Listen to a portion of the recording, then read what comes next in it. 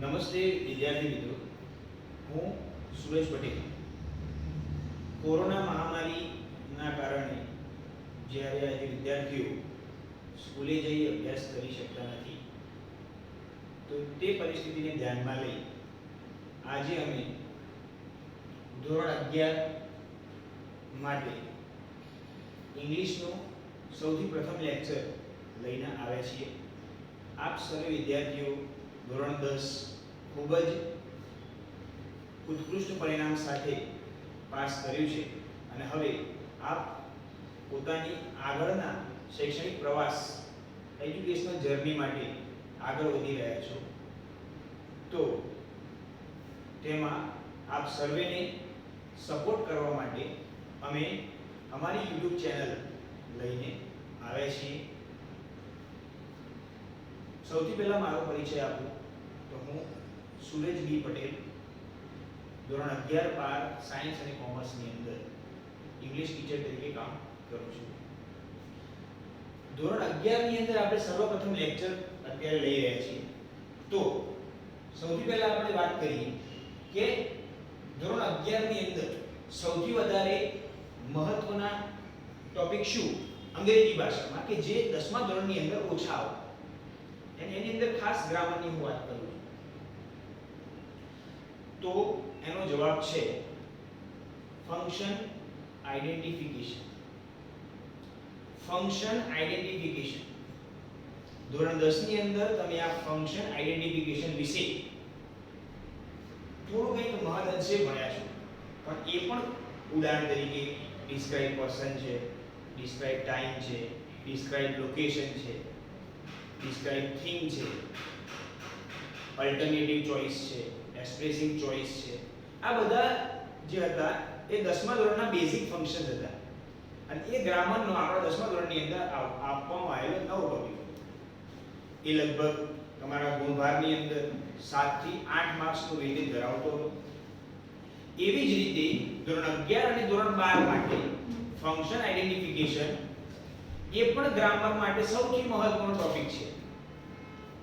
Function identification ધોરણ 11 અને ધોરણ 12 ની અંદર કેવી રીતે પૂછવામાં આવે છે તો એને દર્શાવતું માહિતી આપણે બોર્ડ ઉપર લખેલી છે. સૌથી પહેલા આપણે જોઈએ કે ફંક્શન આઇડેન્ટિફિકેશનનો ક્વેશ્ચન ટાઈપ મુખ્યત્વે 3 છે. એમાં સૌથી પહેલા છે identify the function from given sentence.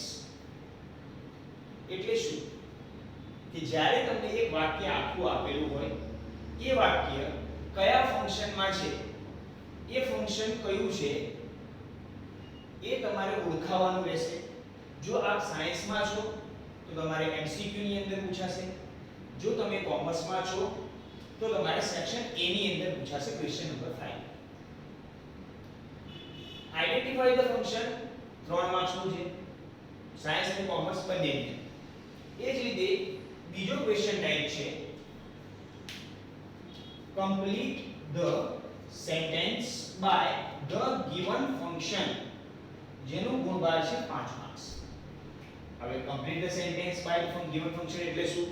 તો જ્યારે તમને એક વાક્ય અધૂરું આપેલું હશે, એની બાજુમાં જગ્યા હશે, કૌંસમાં એક ફંક્શનનું નામ લખ્યું હશે કે જે તે ફંક્શનથી વાક્ય પૂરું કરો, તો એ ફંક્શનને લગતા કેટલાક શબ્દો વાક્યની અંદર હોવા જોઈએ, તો આપણને એને સંપૂર્ણ માર્ક્સ મળે. સાયન્સ સ્ટ્રીમની અંદર એમસીક્યુ ની અંદર પૂછાશે, કોમર્સની અંદર સેક્શન ડી માં આવશે. Total weightage 5. ક્વેશ્ચન નંબર 3 છે એની અલગ પ્રકારનો, respond to the sentence by given function. એનો ગુણભાર 5 માર્કનો છે. રિસ્પોન્ડ ટુ ધ સેન્ટેન્સ તમે 10મા ધોરણની અંદર કરીને આયા છો. બધાને કદાચ યાદ હોય કે ગ્રામરની અંદર ડાયલોગ, કમ્પ્લીટ ધ ડાયલોગ એવું પૂછાતું તમારે. એ કમ્પ્લીટ ધ ડાયલોગ જે છે એનું જ નામ છે respond to the sentence by given function. એવું હશે કે ઉપર જે તે વ્યક્તિનું એક નામ આપ્યું છે કે રાહુલ સેડ, પછી એક વાક્ય હશે વોટ આર યુ ડુઇંગ નાઉ.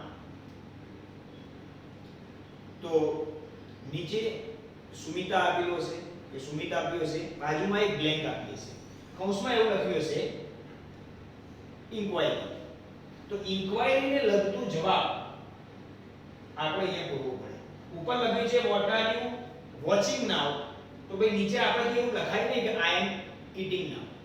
કેમ? કેમ કે ઉપર વોચિંગ વિશે પ્રશ્ન કર્યો, ભાઈ તમે શું જોઈ રહ્યા છો, પણ નીચે આપણે ભાઈ ઈટિંગ નાઉ ના લખી છે. આપણે આનું નામ રિસ્પોન્ડ કેમ છે? રિસ્પોન્ડ એટલા માટે છે કે ઉપરના પ્રશ્નના આધારે જ નીચેનો જવાબ બનવો જોઈએ, નંબર 1. અને બીજું કે આપેલા કૌંસમાં આપેલું જે ફંક્શન છે એના નિયમનું પણ પાલન થવું જરૂરી છે. હવે ટોટલ કેટલા ફંક્શન આપણે ભણવાના છે? તો ધોરણ 11 અને ધોરણ 12 ની અંદર બેઝિક ફંક્શન જે 10મા ધોરણની અંદર આપણે ભણીને આવ્યા છે એનું મહદઅંશે કંઈક પાલન થશે, પરંતુ એના સિવાય કેટલાક નિયમ આધારિત ફંક્શન છે કે જે તમારે નિયમ અને વાક્ય રચનાના આધારે શીખવાના છે, ઓળખાવાના છે, વાક્ય પૂરું કરવાનું છે અને ડાયલોગ પૂરો કરવાનો છે. તો જેમાંથી ટોટલ 15 ફંક્શન 11 અને 12 ની અંદર લેવામાં આવે છે જે મોટા ભાગે પરીક્ષાની અંદર પૂછાતા હોય છે. જેમાંથી પહેલું ફંક્શન છે expressing condition in the past. હવે expressing condition in the past એટલે શું? પહેલા તો આ એક ફંક્શનનું નામ છે. જો એનું ગુજરાતી કરીએ તો એવું થાય ટ્રાન્સલેશન, એક્સપ્રેસિંગ એટલે રજૂ કરવું, કન્ડિશન એટલે શરત. તો આથી આપણને ખબર પડે શરત રજૂ કરવી. ઇન ધ પાસ્ટ આપેલું છે એનો મતલબ કે ભૂતકાળ છે. તો આખા વાક્યનું ગુજરાતી થશે કે ભૂતકાળની શરત રજૂ કરવી. હવે ભૂતકાળની શરત રજૂ કરવી એટલે શું? તો એના વિશે આપણે થોડી માહિતી મેળવીએ કે ગુજરાતી વ્યાકરણની અંદર આપણે લોકો નાના ધોરણની અંદર ભણીને આવ્યા છીએ કે શરતી વિધાન કોને કહેવાય? કયા વિધાનને શરતી વિધાન તરીકે ઓળખવામાં આવે છે? તો શરતી વિધાન એટલે શું? કે જે વાક્યની અંદર જો અને તો વાળું વાક્ય હોય, જો અને તો, એ વાક્યને શરતી વિધાન કહેવાય. શરતી વિધાન બે પ્રકારના હોય છે. એક ભૂતકાળની શરત હોય, બીજી ભવિષ્યની શરત હોય. ઉદાહરણ લઈએ બંનેનું. મેં અહીંયા એક ઉદાહરણ લખેલું છે જે ભૂતકાળની શરત દર્શાવે છે. ઉદાહરણ તરીકે જો ડોક્ટર સમયસર આવ્યા હોત તો દર્દી બચી ગયો હોત. આ છે ભૂતકાળની શરત. અહીંયા લખ્યું છે આવ્યા હોત પણ આયા નતા. દર્દી બચી ગયો હોત પણ વાસ્તવમાં દર્દી બચ્યો ન હતો. એ રીતે જો ભવિષ્યની શરત હોય તો એમ લખાય કે જો ડોક્ટર સમયસર આવશે તો દર્દી બચી ગયો હશે. તો એ જે શરત હશે એ ભવિષ્યની છે.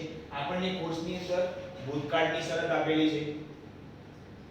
હવે શરતી વિધાનની જો આપણે વાત કરીએ તો શરતી વિધાનમાં મુખ્યત્વે બે ભાગ હોય છે. જેમાંથી પ્રથમ ભાગ છે કે જે જો અને તો વચ્ચેનો ભાગ છે એને આપણે શરત કહીએ છીએ. તો પછીનો જે ભાગ છે એને આપણે પરિણામ કહીએ છીએ, પણ એવું પરિણામ કે જે માત્ર આપણે ધાર્યું છે. બરાબર? માત્ર ને માત્ર ધારેલું પરિણામ. હવે આગળ વાત કરીએ કે ધારેલું પરિણામ કેમ એવું લખવામાં આવ્યું? ધારેલું પરિણામ. તો યાદ રાખો કે આ એક ભૂતકાળ થઈ ગયું. ભૂતકાળની શરત છે. જ્યારે હું એમ કહું કે ડોક્ટર સમયસર આવ્યા હોત તો દર્દી બચી ગયો હોત, આવું આપણે ક્યારે કહીએ? કે જ્યારે વાસ્તવમાં આવી કોઈ ઘટના બની ના હોય ત્યારે. જો ડોક્ટર આવી ગયા હોત તો આ વાક્ય જ ના બને. જો દર્દી બચી ગયો હોત તો આ વાક્ય જ ના બને. એટલા માટે અહીંયા જે પણ પરિણામ છે એ માત્ર ને માત્ર ધારેલું પરિણામ છે. આવું થવું જોઈતું હતું. બરાબર? ડોક્ટર સમયસર આવ્યા હોત, વાસ્તવમાં આયા નતા. દર્દી બચી ગયો હોત, પણ વાસ્તવમાં દર્દી બચી ગયો ન હતો.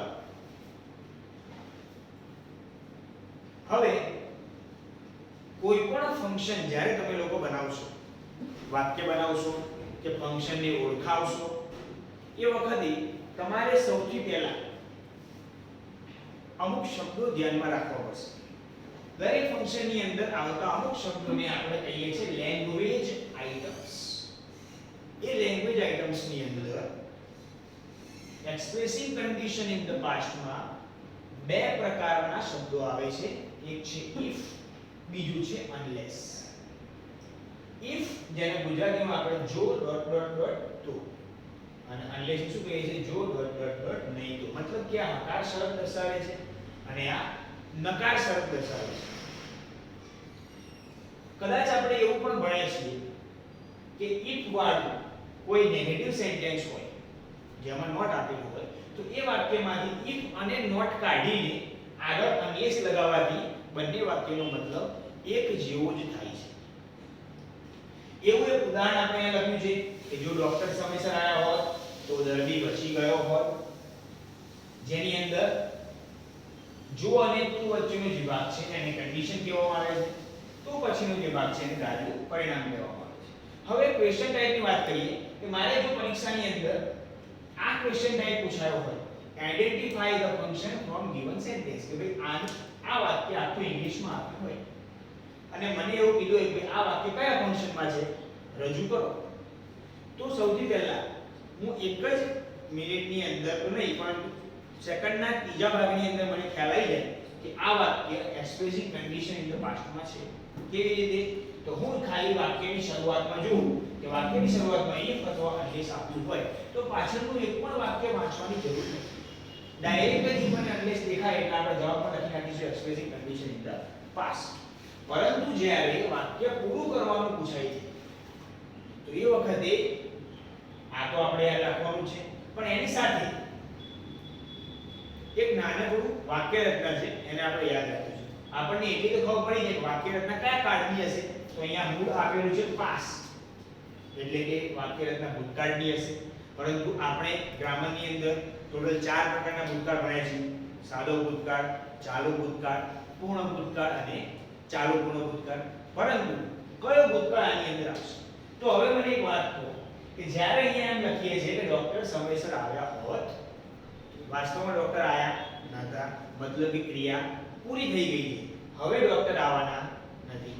દર્દી બચી ગયો હોત, દર્દી બચ્યો જ નથી, એટલે જ આપણે એવી ધારણા કરીએ કે દર્દી બચી ગયો હોત, એટલે હવે આ દર્દી બચવાનો નથી, મતલબ કે બંને બાજુ ક્રિયા પૂરી થઈ ગઈ.